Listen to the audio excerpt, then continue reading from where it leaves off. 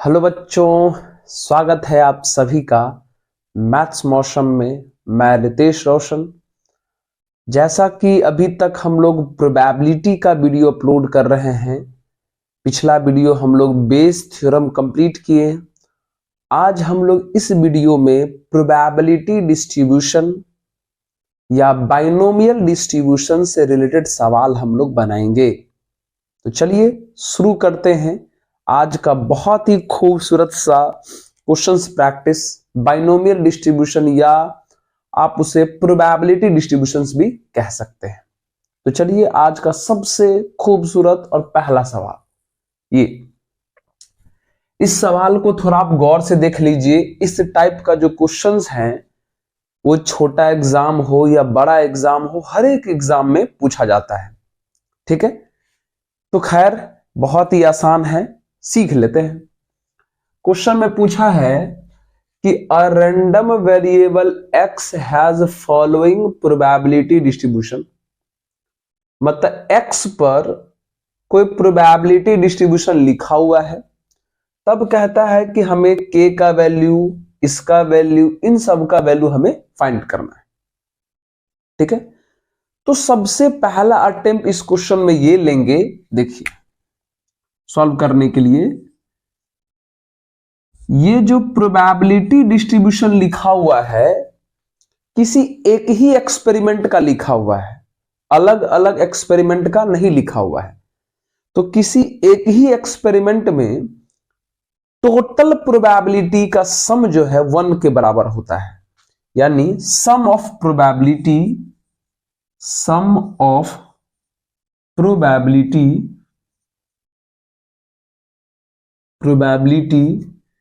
जिसको आप sigma p of x भी कह सकते हैं, वो कितना होता है 1 के इक्वल। यानी जितने भी प्रोबेबिलिटी है सबका सम, तो नीचे में जितना भी है सबका सम कर दीजिए। तो 0 plus k plus 2k plus 2k plus 3k plus k square plus 2k square plus 7k square plus k equal to 1। जितने भी प्रोबेबिलिटी है सबको ऐड करने पर 1 आना चाहिए। चलिए सॉल्व कर दिया जाए। तो यहां से k वाले कितने लोग हैं, पहले k स्क्वायर लिख लेते हैं। 7 2 9 1 10, तो 10 लोग हैं k स्क्वायर वाले। k वाले 3 2 5 2 7 1 8, एक यहां भी है 9, है ना, 9k इक्वल टू 1 है, उधर इधर ले आइए तो -1 इक्वल टू 0। अब आप इसको फैक्टराइज कर लीजिए तो 10k square plus 10k minus k minus 1 equal to 0। यहां से 10k अगर हम कॉमन करते हैं तो k प्लस 10 बचेगा, सॉरी k प्लस 1 बचेगा। -1 कॉमन करते हैं तो यहां से k प्लस 1 बच जाएगा। चलिए अब दोनों जगह से अगर हम k प्लस 1 को कॉमन कर लें तो ये बचेगा 10k माइनस 1 इक्वल टू 0। यानी यहां से जो हमारा k आएगा वो आएगा -1, और यहां से जो k आएगा वो हमारा आएगा 1/10। ठीक है, याद रहे हम बात कर रहे हैं प्रोबेबिलिटी की, तो प्रोबेबिलिटी में कभी भी प्रोबेबिलिटी निगेटिव नहीं होता है। तो ये k का जो वैल्यू है माइनस में आया वो पॉसिबल नहीं है। ठीक है, तो चलिए हम लोग इस पे बात करेंगे k इक्वल टू 1/10 पर। तो k का वैल्यू 1/10 हमारा निकल गया, आंसर हो गया। पहला क्वेश्चन बन गया, ये पहला सवाल समझिए बन गया। समझ गए कैसे बना। दूसरा क्वेश्चन में क्या पूछा था, probability of x less than 3, मतलब जिसका x 3 से छोटा है उसका प्रोबेबिलिटी। तो 3 से छोटा 2 वाले का है, 1 वाले का है और 0 वाला। 3 से छोटा 0 वाला है, 1 वाला है और 2 वाला है ना। चलिए 0 वाले का तो 0 ही दिया हुआ है, 1 वाले का k दिया हुआ है और 2 वाले का 2k दिया हुआ है। तो यानी ये कितना आ जाएगा हमारा 3k और k का वैल्यू हमारा 1/10, यानी हमारा आंसर हो जाएगा 3/10 आंसर। ठीक है, चलिए उसके बाद बात करते हैं थर्ड सवाल पर। थोड़ा इसको नोट करिए तो हम मिटाएंगे जी। नोट कर लिए? हाँ सर, आइए आइए थर्ड सवाल पर बात करते हैं।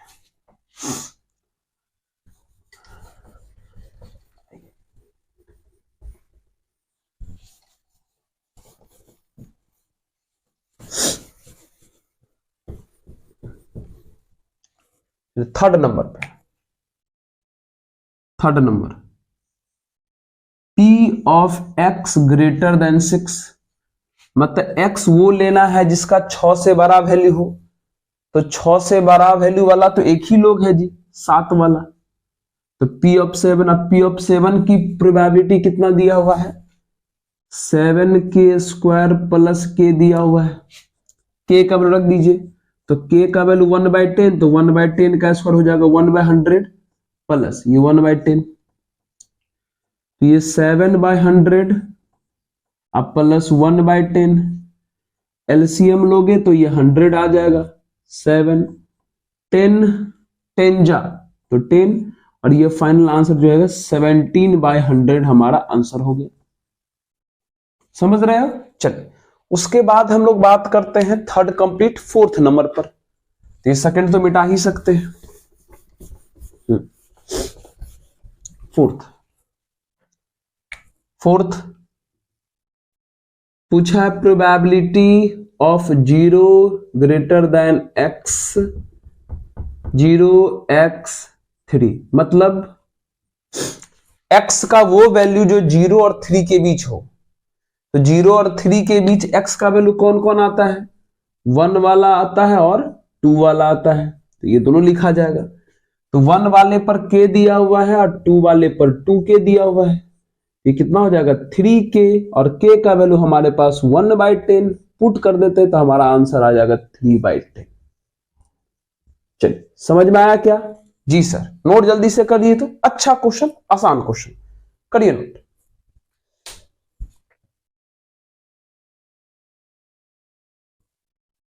तो चलिए बच्चों, एक नए और एक बहुत ही बेहतरीन सवाल से मुलाकात करते हैं। ये क्वेश्चंस एक बहुत ही बढ़िया क्वेश्चन है। कैसे बनेगा? आसान है, थोड़ा सोचना पड़ेगा, कोई बात नहीं। देखिए क्वेश्चन में लिखा हुआ है कि x denote the number of colleges, मतलब x जो है वो नंबर ऑफ कॉलेज को बता रहा है, और हर एक x पर उसका कॉरेस्पॉन्डिंग प्रोबेबिलिटी दिया हुआ है। मतलब x इक्वल टू 0 और 1 दोनों पर kx यूज करना है प्रोबेबिलिटी के लिए, x इक्वल टू 2 पर 2kx यूज करना है, x इक्वल टू 3 और x इक्वल टू 4 के लिए हमें k इंटू 5 - x यूज करना है, और x ग्रेटर देन 4 के लिए हमें 0 यूज करना है प्रोबेबिलिटी के लिए। कोई बात नहीं, निकलेगा। सबसे पहला सवाल पूछा है find the value of k। क्या पूछा है? k का वैल्यू पूछा। तो सोचिए, अभी हम आपको बताएं कि किसी एक ही एक्सपेरिमेंट पर लिखे गए हर एक प्रोबेबिलिटी का सम कितना होता है? 0 होता है। हर एक प्रोबेबिलिटी का सम यानी कितना? डायरेक्ट सिंबल लिखते हैं, प्रोबेबिलिटी का सम ऐसे लिख सकते हैं, सिग्मा px इक्वल टू 1। तो प्रोबेबिलिटी का सम मतलब क्या हुआ? p ऑफ 0 वाला प्लस p ऑफ 1 वाला plus p of 2 plus p of 3 plus p of 4 plus p of 5, इस तरीके से जितने भी लोग होंगे सभी का सम कितना के बराबर? 1 के बराबर। चलिए p ऑफ 0, p ऑफ 0, तो p ऑफ 0 यानी x का वैल्यू 0 दिया हुआ है, तो x बराबर 0 पर कितना है हमारा? kx। ध्यान सुनिएगा, kx है, यहां रहने देते, कोई दिक्कत नहीं, प्लस p ऑफ 1 पर भी हमारा kx ही है, रहने देते हैं। p ऑफ 2 पर हमारा 2kx है, आइए। p ऑफ 3 पर हमारा k इंटू 5 - x है, रहने देते हैं। और 4 पर भी वही है, k इंटू 5 - x। अब बाकी 4 से बड़ा सबका कितना है, 4 से बड़ा, 5 4 से बड़ा है, बाकी सब इधर वाला कितना है, 0 है, वैल्यू 1 है ना। सबका जो जो था हमने लिख दिया, 0 के लिए लिख दिया, 0 पर का kx था लिखा, 1 के लिए भी kx था हमने लिखा, 2 के लिए 2kx था हमने लिखा, 3 के लिए k इंटू 5 - x था वो भी लिखा, 4 के लिए भी k इंटू 5 - x था वो भी लिखा, लेकिन 4 से बड़ा के लिए सब 0 था, बराबर 1। चल आइए, कहोगे सर x कहां से लाओगे, तो इस केस में x कितना लिया गया है, 0, तो 0 इंटू के 0 हो जाएगा। इस केस में x का वैल्यू 1 है तो 1 इंटू के, इस केस में x का वैल्यू 2 है तो कितना हो जाएगा ये 4k, इस केस में x का वैल्यू 3 है तो 5 में से 3 गया तो 2 यानी 2k, इस केस में x का वैल्यू 4 है तो यहां 4 रखेंगे तो 5 में से 4 गया तो 1 यानी k बचेगा।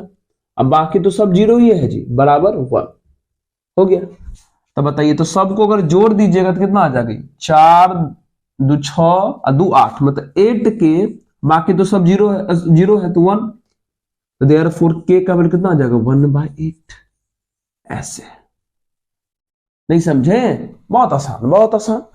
जिसका जो प्रोबेबिलिटी था पहले लिख लिए, फिर हर एक में x का वैल्यू पुट कर दिए हैं, और सबको सॉल्व किए तो आंसर 1 आया। देखिए 4 से बड़ा वाले का वैल्यू 0 था, तो 0 को कितनों बार भी ऐड करेंगे तो कोई फर्क नहीं पड़ने वाला, तो उसको हमने छोड़ दिया, बाकी निकल गया, क्या निकल गया। चलिए अब बात करते हैं अगले क्वेश्चन पर। ये था हमारा पहला क्वेश्चन, ए नंबर। अब बात करते हैं बी नंबर का फर्स्ट क्वेश्चन में बोला है कि find the probability that will get admission in. हमको कॉलेज में एडमिशन लेना है, एग्जैक्टली 1 कॉलेज, सिर्फ एक कॉलेज में एडमिशन लेना है। तो सिर्फ एक कॉलेज में एडमिशन लेना है मतलब क्या, P of 1 फाइंड करना है, सिर्फ एक कॉलेज में, क्योंकि क्योंकि क्योंकि क्योंकि x जो है वो नंबर ऑफ कॉलेज को बता रहा है, इसका मतलब x इक्वल टू 1 पर सॉल्व करना है ना, सिर्फ एक कॉलेज। तो जब x का वैल्यू 1 है तो हमारा प्रोबेबिलिटी है kx, सब का वैल्यू रख दीजिए, k का वैल्यू आपने 1/8 निकाला हुआ है, रख दिया। अब बगल में x है तो x आप 1 पे सॉल्व कर रहे हैं तो 1 रख दीजिए, कितना आ जाएगा ये 1/8 आंसर हो जाएगा, हो गया। चलिए सेकंड नंबर क्या बोला, सेकंड नंबर में second at most 2 college. At most 2 college का मतलब होता है अधिक से अधिक 2, अधिक से अधिक 2 का मतलब 2 या 2 से कम भी हो सकता है ना। एटमोस्ट 2 का मतलब हुआ 2 या 2 से कम, यानी प्रोबेबिलिटी चाहिए जब x का वैल्यू 2 हो या 2 से लेस देन हो, तो 2 या 2 से छोटा वाला 0 वाला हो सकता है, 1 वाला हो सकता है और 2 वाला हो सकता है। तो रखिए 0 वाले का प्रोबेबिलिटी हमारा kx है, रख दिए, 1 वाले का प्रोबेबिलिटी भी हमारा kx है, रख दिए, फिर बगल में 2 है, 2 वाले का प्रोबेबिलिटी कितना है 2kx है, वो भी रख दिए। चलिए सबसे पहले x का वैल्यू पुट कर लेते हैं, तो x का वैल्यू 0 तो ये पूरा 0 हो जाएगा, x का वैल्यू 1 तो k हो जाएगा, x का वैल्यू 2 तो ये 4k हो जाएगा, यानी इसको सॉल्व करने पर कितना आया 5k, और k का वैल्यू हम लोग 1/8 निकाल चुके हैं, तो हमारा फाइनल आंसर कितना आ जाएगा 5/8। समझ में आया, चलिए समझ गए, नोट जल्दी से करिए, तो इसको थोड़ा मिटाते हैं, कर लिए। आइए अब हम बनाएंगे कौन सा नंबर, सेकंड नंबर। चलिए देखिए तो क्वेश्चन में क्या पूछा,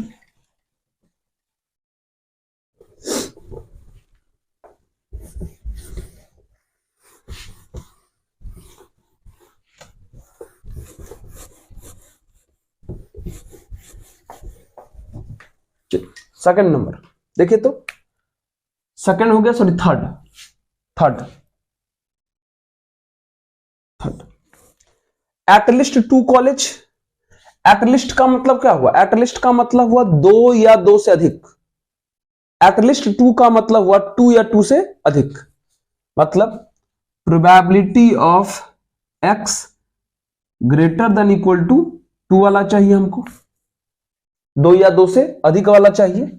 चलिए, तो 2 या 2 से अधिक वाला क्या होगा, क्या बनेगा, 2 या 2 से अधिक वाला 2 हो सकता है, 3 का हो सकता है, 4 का हो सकता है, 5 का हो सकता है, इस तरीके से और आगे जा सकता है ना। चलिए, 2 वाले का क्या है जी, 2 वाले का है 2kx, 3 वाले का k इंटू 5 माइनस एक्स, फिर 4 वाले का भी वही है k इंटू 5 माइनस एक्स, लेकिन उसके बाद जितने भी इधर हैं 5 के बाद सब कितने हैं, 0 है।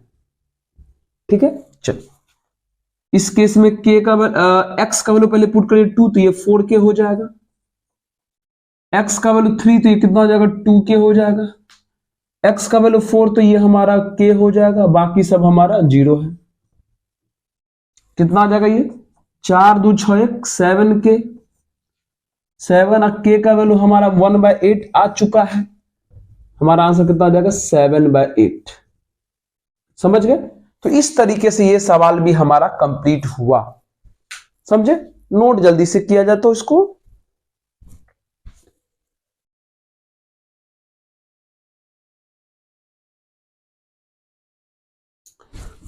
तो चलिए बच्चों अब कुछ बेहतरीन थोड़ा टाइप अलग देखते हैं। Find the mean number of heads in 3 tosses of coin. कहता है एक सिक्का को 3 बार उछाला गया है, तो 3 बार उछालने पर हेड भी आ सकता है। 3 बार सिक्का को उछालेंगे, ठीक है, तो हेड आएगा। तो कहता है हेड आने का मीन फाइंड करना है। क्या फाइंड करना है, मीन। तो सबसे पहले काम करिए आप, जो सिक्का जो 3 बार जो उछला है, कॉइन जो 3 बार उछला है, तो उसे 3 बार का सैंपल स्पेस लिखिए। उसके बाद हम लोग देखेंगे कि उसमें हेड का क्या हालचाल है। आइए तो शुरू करें क्या, आइए तो शुरू करते हैं। सबसे पहले 3 coins are tossed।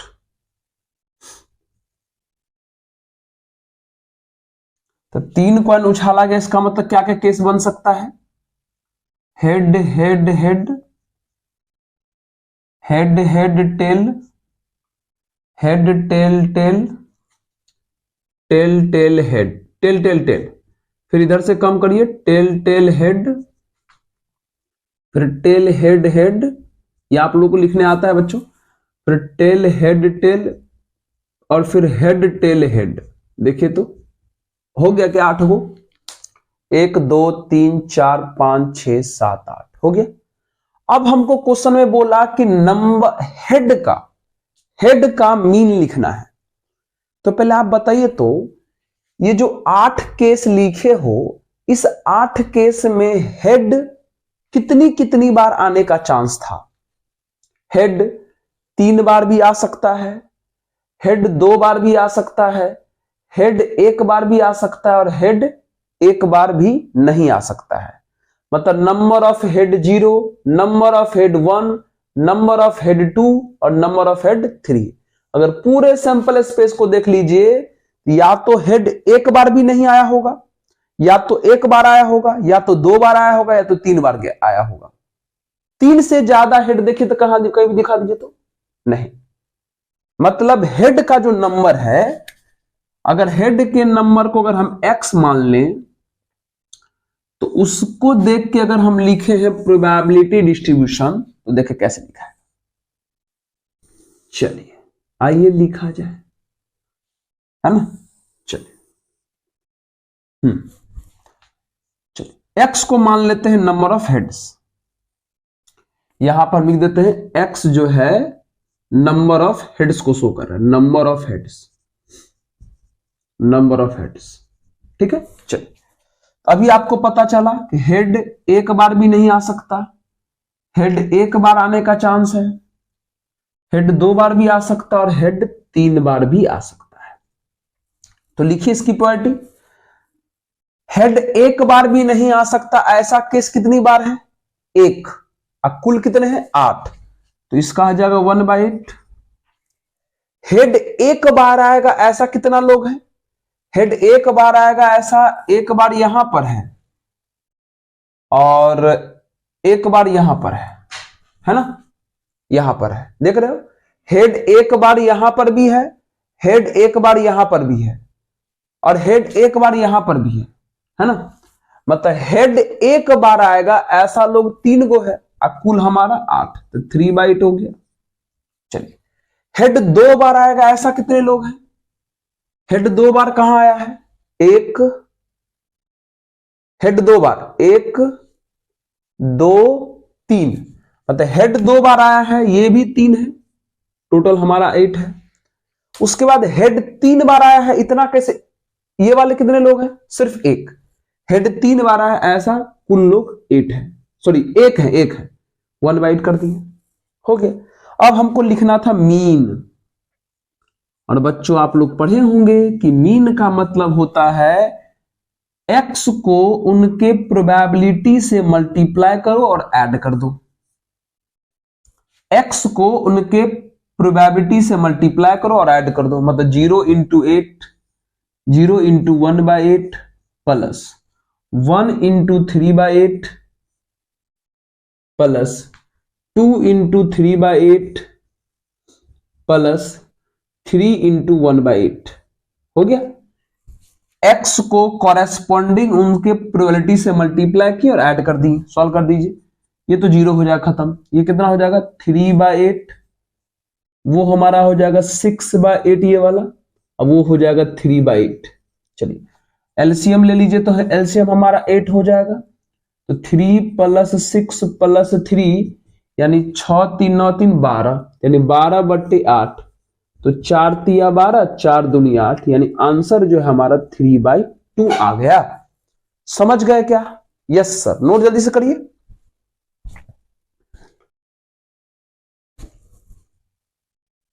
तो चलिए बच्चों, एक और सवाल से मुलाकात करते हैं, एक बहुत ही बढ़िया क्वेश्चन। देखिए, सीख रहे हैं हम लोग प्रोबेबिलिटी डिस्ट्रीब्यूशंस के सवाल कैसे बनाए जाते हैं। चलिए आइए देखिए,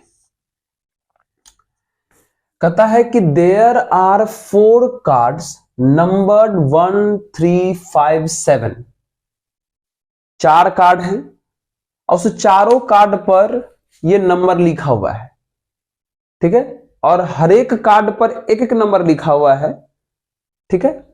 चलिए, कहता है 2 cards are drawn at random without replacement. इसमें से 2 कार्ड निकालते हैं कोई भी।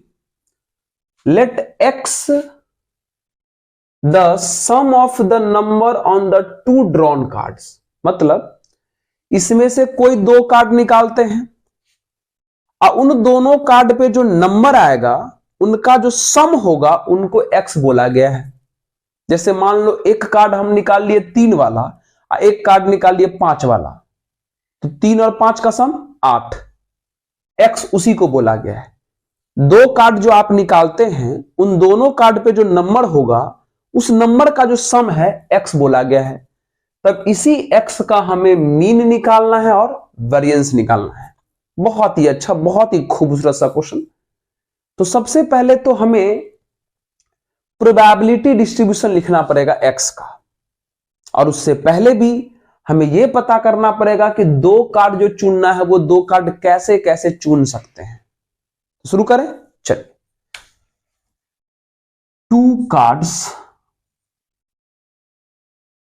आर, चलिए 2 कार्ड कैसे कैसे चुन सकते हैं। चलिए, हो सकता है, ध्यान देखिए, हो सकता है 1 और 3 चुना जाए, या 1 के साथ 5 आ जाए, या 1 के साथ 7 आ जाए, ऐसा हो सकता है। 1 3 1 5 1 7, फिर 3 के साथ चलते हैं, हो सकता है कि 3 5 हो जाए, हो सकता है 3 7 हो जाए, है ना। 3 के साथ भी हो गया, फिर 5 से मुलाकात करते हैं, है ना, तो हो सकता है कि 5 और 7 वाला नंबर चुना जाए, है ना। अब देखिए ध्यान से, ध्यान दीजिएगा, एक 3 का भी नंबर चुन सकते थे। देखिए 1 3 हो सकता है, 1 5 1 7 लिख दिए, फिर 3 5 3 7 वो भी लिख दिए। किधर गया? 3 5 3 7 हो गया। फिर 5 से किए तो 5 7 एक ही आया। अब गौर से देखिए जितना भी है 1 2 3 4 5 6, इसका तो उल्टा भी ले सकते हैं ना। नहीं समझे? क्वेश्चन में जैसे मान लीजिए ऐसे सोचिएगा, जैसे मान लीजिए कि पहला कार्ड 1 वाला निकाले और दूसरा कार्ड 3 वाला निकाल लिए इसमें, और पहला कार्ड 3 वाला निकाले और दूसरा कार्ड 1 वाला निकाले, इसमें अंतर है या नहीं है? क्यों? देखिए क्वेश्चन में एक बात लिखा हुआ है, लिखा है कि 2 cards are drawn at random without replacement. जो 2 कार्ड निकलेगा उसको दोबारा नहीं रखना है। मतलब मान लीजिए, ध्यान सुनिएगा, ऐसे सुनिएगा कि अगर हम पहला कार्ड 1 निकालते हैं तो उस पूरे बंडल में से 1 हट गया होगा, तो 1 के साथ 3 आने का चांस है ना। या अगर मान लो पहला कार्ड 3 निकल गया तो पूरे बंडल में से 3 निकल गया, तो 3 के साथ कौन आने का चांस है? 1 आने का चांस है। तो हमारा 1 3 और 3 1 सब लिखा है, मतलब इसका उल्टा भी लिख दीजिए। कितना हो जाएगा बताइए? 3 1 5 1 7 1 5 3, है ना। सबका उल्टा लिख रहे हैं, 7 3 और 5 7 लिखा गया।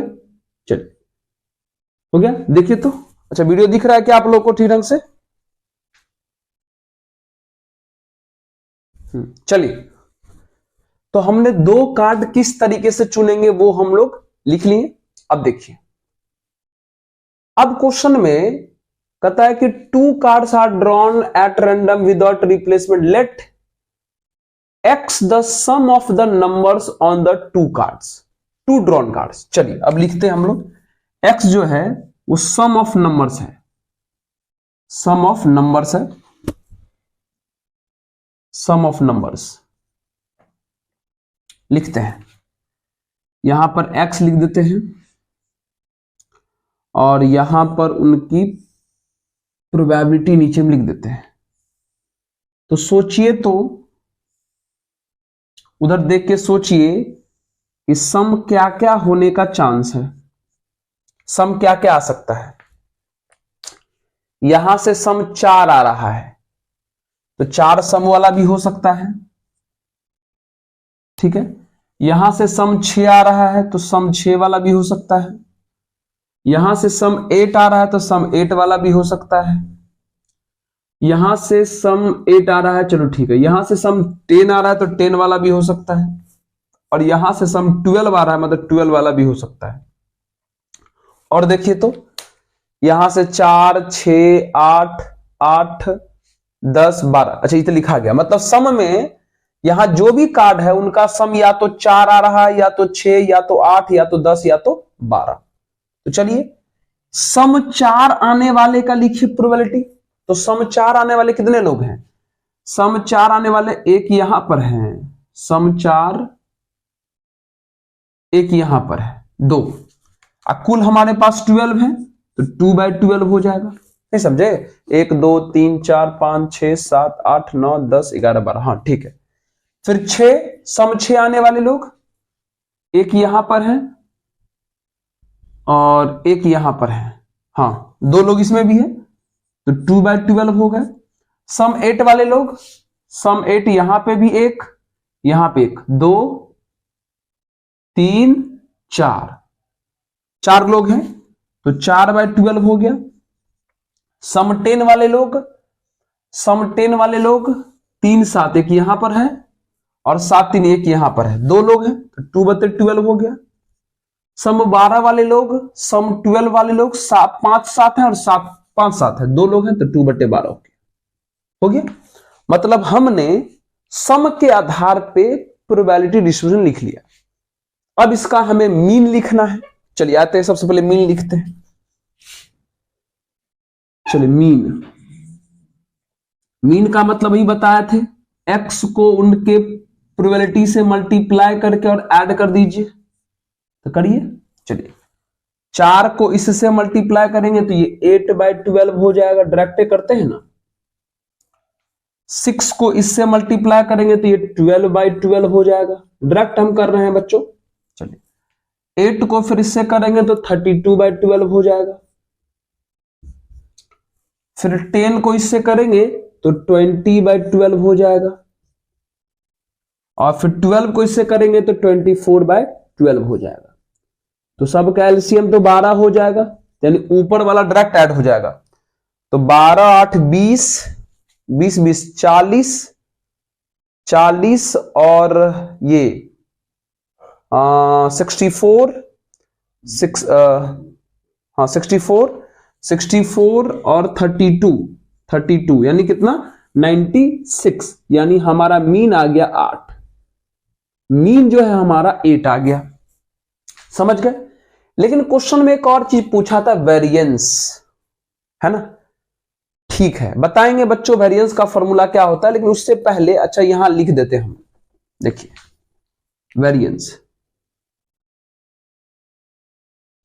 वेरिएंस का जो फॉर्मूला होता है वो sigma x² into P of x minus mean का स्क्वायर, ये होता है वेरिएंस का फॉर्मूला, ये वाला। तो मीन तो निकल चुका है, अब हमें x² को उनके प्रोबेबिलिटी से मल्टीप्लाई करके ऐड करना पड़ेगा, और फिर इस फॉर्मूला में रख देंगे तो हमारा वेरिएंस निकल जाएगा। तो आइए, तो सबसे पहले एक टर्म और निकाल लेते हैं, sigma x² into P of x, x² into P of x. चल तो निकाला जाए। चल x का वैल्यू 4, तो 4 का स्क्वायर 16, 16 को इससे मल्टीप्लाई करेंगे तो 32/12 हो जाएगा। स्क्वायर करके मल्टीप्लाई कर रहे इस बार, 6 का स्क्वायर 36, 36 को इससे मल्टीप्लाई करेंगे तो 72/12 हो जाएगा। फिर 8 का स्क्वायर 64, 64 को इससे मल्टीप्लाई करेंगे तो 256/12 हो जाएगा। फिर प्लस 10 का स्क्वायर 100, 100 को इससे मल्टीप्लाई करेंगे तो 200/12 हो जाएगा। फिर यहां पर 12 का स्क्वायर 144, 144 को इससे मल्टीप्लाई करेंगे तो 288/12 हो जाएगा। तो चलिए ऐड कर लेते हैं, नीचे तो फिर से एलसीएम हमारा 12 हो जाएगा, ऊपर वाला ऐड करिए ना, कितना हो जाएगा 8 6 14, 14 2 16, 16 2 18। ओके, उसके बाद फिर से 8 8 5 13, 13 7 20, 20 और 3 23 और 1 24। फिर 2 2 4, 2 6 और 6 2 8। काटिए, कटेगा क्या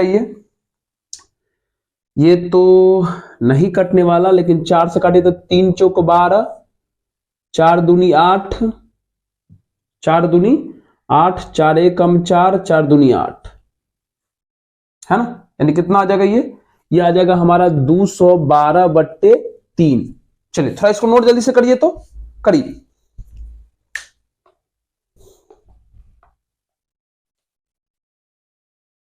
कर लिए क्या? चलिए आइए, अब हमें निकालना क्या था, वेरिएंस। रख देंगे उस फॉर्मूला में।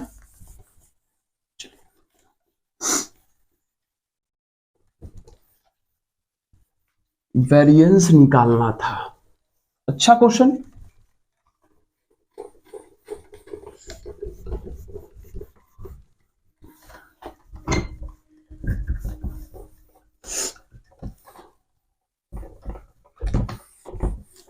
आइए, therefore variance इक्वल टू, क्या लिखा है formula variance equal to x² into P F X. तो x² into P F X का वैल्यू कितना आया है, 212/3 आया है, माइनस मीन का स्क्वायर, तो मीन हमारे पास 8 है तो 8 का स्क्वायर, तो ये 212/3 -64। एलसीएम ले लीजिए, हो गया। चलिए 212 मल्टीप्लाई करिए तो 6 दूनी 12 और 6 3 18 1 19। चलिए ऊपर में 0, 11 में से 9 गया तो 2, मतलब 20/3 हमारा ये फाइनल आंसर आ जाएगा। समझ गए क्या? जी सर, नोट जल्दी से करिए।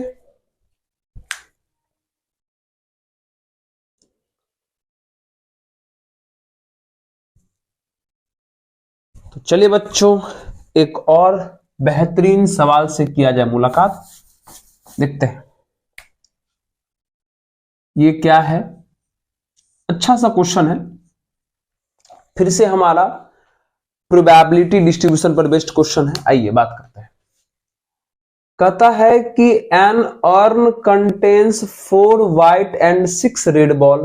अर्न मतलब कलश होता है, किसी भी क्लस में 4 गो व्हाइट बॉल है और 6 गो रेड बॉल है। 4 balls are drawn at random without replacement, और उस क्लस से 4 बॉल निकालते हैं। कितना बॉल निकालते हैं? 4 बॉल निकालते हैं। Find the probability distribution of the number of white ball. तब कहता है कि व्हाइट बॉल का प्रोबेबिलिटी डिस्ट्रीब्यूशन लिखिए। देखिए आराम से सुनिएगा। किसी भी अर्न में मान लीजिए एक अर्न हम बना लेते हैं यहां पे एक छोटा सा। किसी भी अर्न में क्लस, ये हमारा बैग जैसा दिख रहा है जो भी है, मान लीजिए थोड़ी देर के लिए 4 गो व्हाइट बॉल है और 6 रेड बॉल है ना। इससे 4 बॉल निकालना है, लेकिन 4 बॉल निकालना है। ओके, तो क्वेश्चन में कहा कि इससे जो 4 बॉल निकालेंगे तो नंबर ऑफ व्हाइट बॉल का प्रोबेबिलिटी डिस्ट्रीब्यूशन लिखिए।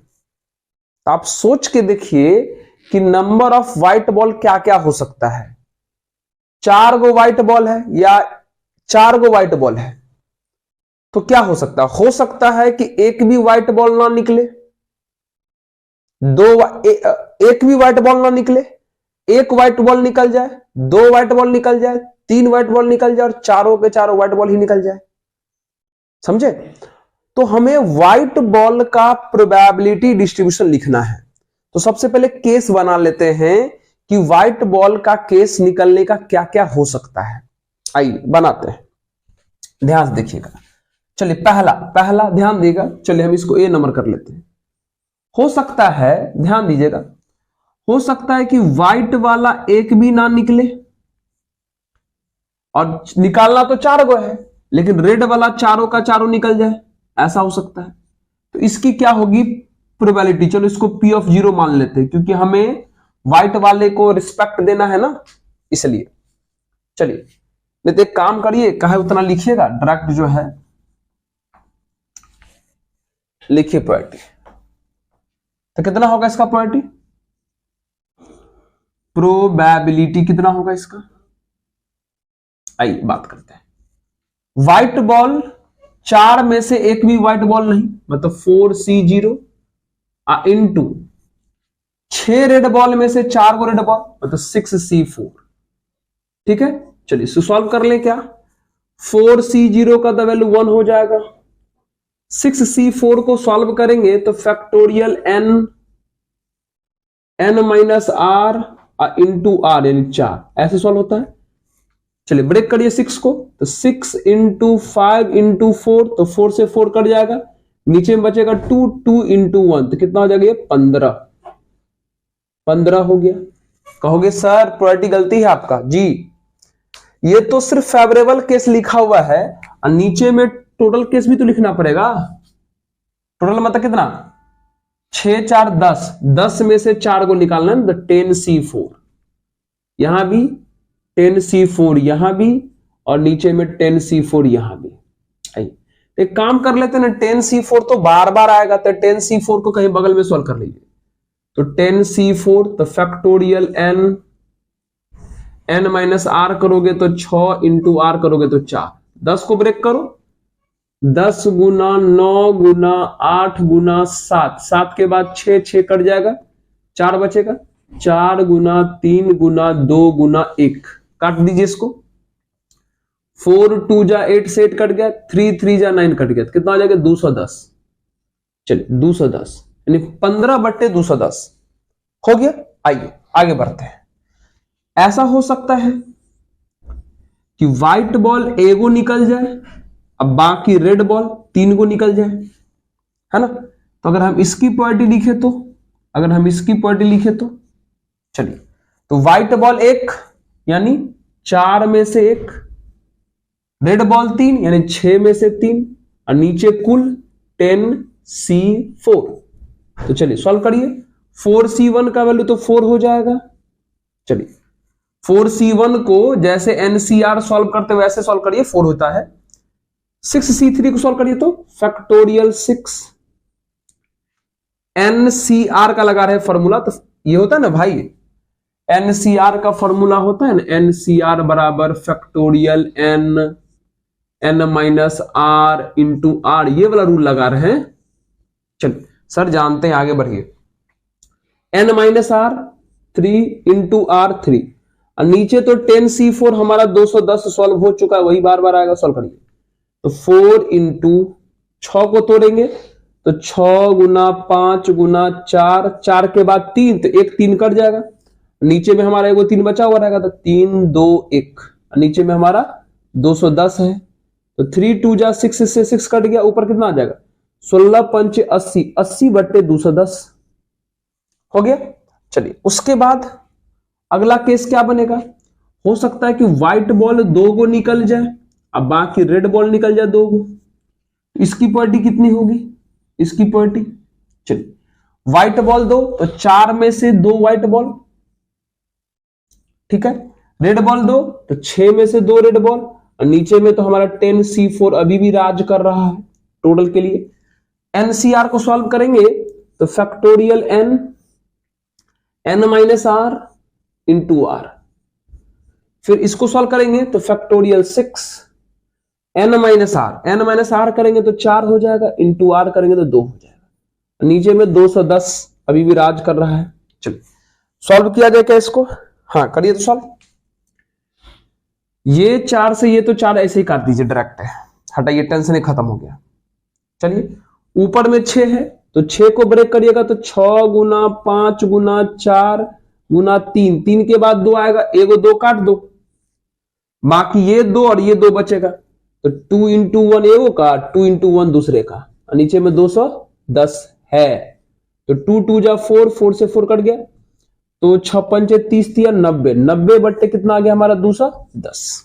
मतलब यहां तक हम पहुंच चुके हैं, है ना।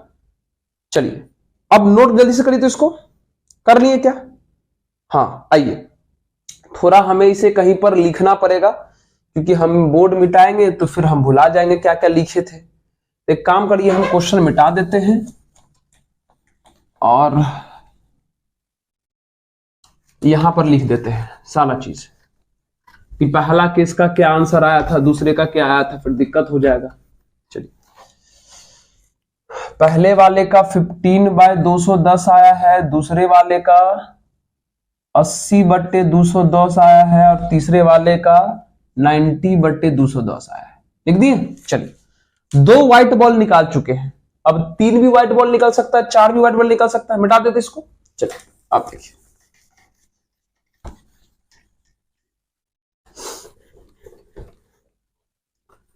क्वेश्चन इजी, बस समझने की देरी। चलिए आप लोग ऐसा क्वेश्चन अपने अपने कोचिंग में ट्राई किए होंगे, नहीं किए तो थोड़ा सीख लीजिए। आइए डी नंबर, व्हाइट 2 निकाल चुके हैं, ऐसा भी हो सकता है कि व्हाइट 3 को निकले और रेड 1 को निकले, तो क्या बनेगा हमारे पास प्रोबेबिलिटी।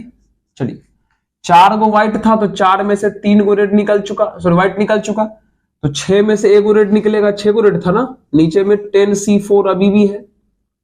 चलिए 4C3 को सॉल्व करेंगे तो फैक्टोरियल n माइनस r मतलब 1 इंटू r मतलब 3, और 6C1 को आप सॉल्व करके देखिए डायरेक्ट 6 आ जाएगा, और ये तो हमारा 210 है।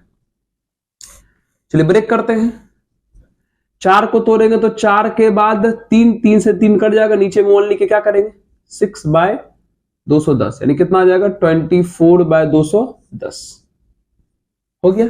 चलिए ई नंबर ऐसा हो सकता है कि व्हाइट बॉल 4 का 4 निकल जाए, रेड बॉल 1 भी ना निकले, क्योंकि हमको कुल 4 बॉल निकालना है।